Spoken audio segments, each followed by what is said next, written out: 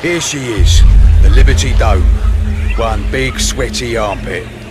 Not that you'd notice inside that suit, but it's hotter than a Vindaloo in here. Hello viewers and welcome to Game Reviews Episode 3. In this episode we'll be covering an FPS that is on PC, Xbox 360, and PS3. Crysis 3. Although for this episode, I'm adding in a little twist. We are changing our rating system to be a bit more diverse. Instead of out of 3, we're going for out of 10 now. As for Crysis 3 is a first-person shooter that was developed by a German game developer named Crytek and is published by EA or Electronic Arts for Microsoft Windows, PlayStation 3, and Xbox 360. It was released in North America on February 19th, 2013, but it was announced on April 14th in 2012. It runs on the CryEngine 3 game engine, and Crysis 3 has won PC Gamer's Most Valuable Game Award, Game Informer's Best of Show and Electronic Playground, and the Best of E3 award, which that's 3 giant awards right there. The graphics in this game really do speak for themselves. This game has astonishing graphics that I didn't even know could be possible at the time it came out in 2012. It's really insane. It's not much to say considering you guys can see the gameplay right here, but I gotta give the graphics a total of 9 out of 10. In terms of gameplay, Crysis 3 has your standard mashup between multiplayer and single-player campaign. From here on out, it goes to say, spoiler alert.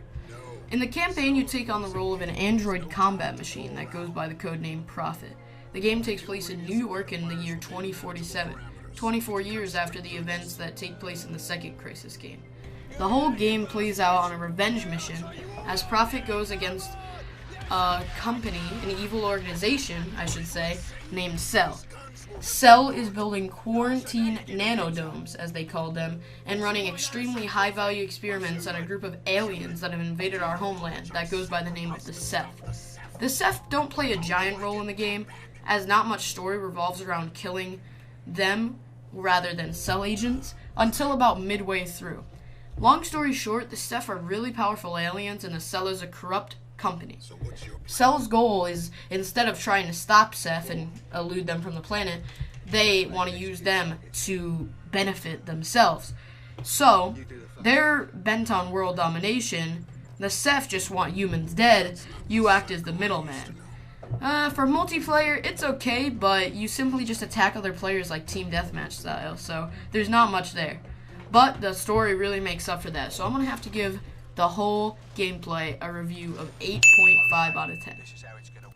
Okay, so last but not least, let's talk about the replay value. The story is just one direct path, to be honest, and it's just playing through the game over and over again. For this game, this really isn't much. In this section, the overall replay value gets a slight boost due to gameplay styles, such as upgrading your character in different ways and very slight game changes that you as the player can do. But nothing we haven't seen before.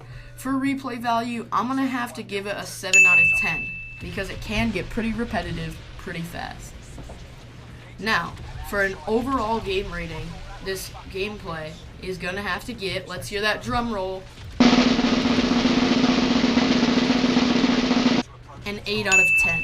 It is really good, and I'm not going to lie.